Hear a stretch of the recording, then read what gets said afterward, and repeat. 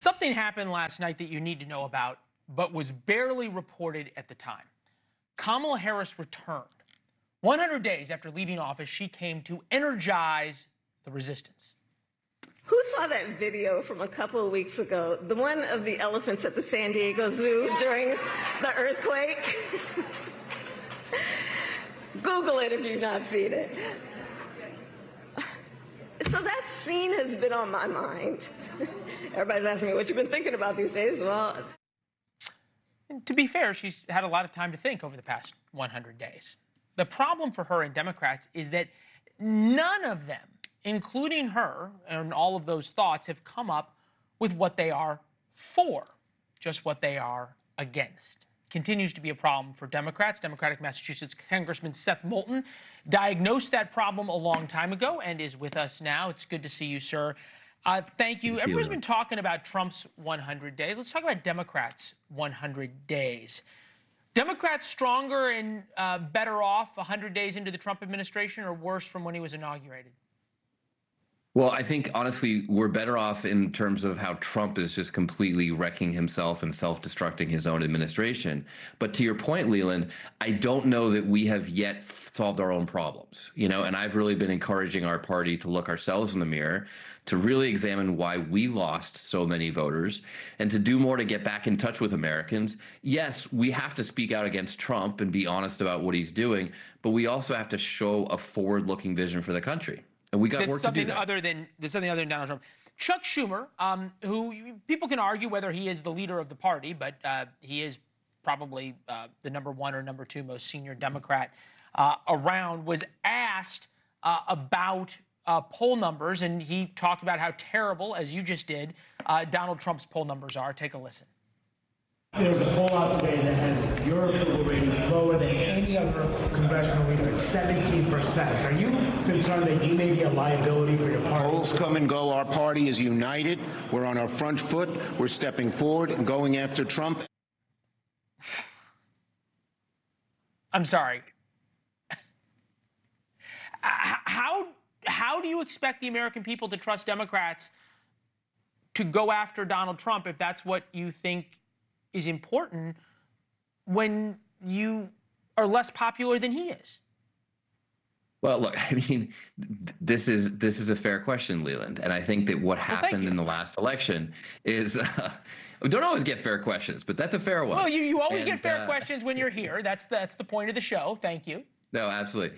But listen, one of the best conversations I had with a voter was with a Marine I served with, a very independent, voted Democrat and Republican before, and it was a few weeks before the election, and he said, look, Seth, I know this guy is crazy. He's totally nuts. I do not want to vote for Donald Trump. But you Democrats are just so out of touch. And if that's the sentiment that a lot of Americans have about our party, that our leaders, whether it be Chuck Schumer or whoever else, are just out of touch, that some of our policies, we're more focused on, the most extreme position on various social issues than what really matters to Americans who are struggling to put food on the table or, see their wages go up. If we're out of touch with that, then a lot of people are just not going to trust us. And if that's what happened in the last election, then we better figure out how to make a turnaround here and get back in touch with Americans. That's why I've advocated for doing more listening than preaching. We're a party that's kind of known for being preachers who say, if you don't agree with us on every single issue, then you're not only wrong, you're a bad person. Well, let's show Americans that we're going to turn around, that we're going to listen to them. That's the kind of change that people need to see. So there's a lot of work that Donald Trump is doing for us. But at the end of the day, if they don't see us changing, then we could see the same result in the midterms where, yeah, they don't like Trump, but they just don't trust us. We've got to rebuild that trust. Listening is not nearly as popular on cable news as having hot takes, except for here, because when you talk about it, we appreciate it. There's a number of people who seem to want to lead that. Who do you think it should be?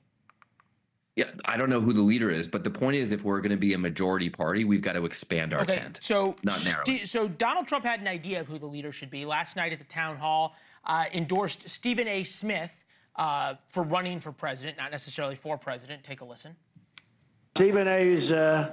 He's a good guy. He's a smart guy. I love watching him. He's got great entertainment skills, which is very important. People watch him. You know, a lot of these Democrats I watch, I say they have no chance. I've been pretty good at picking people and picking candidates, and I will tell you, I'd love to see him run. All right, there you go. Is that the voice? Somebody who is willing to be different and take on their own party, Democratic Party, that you need?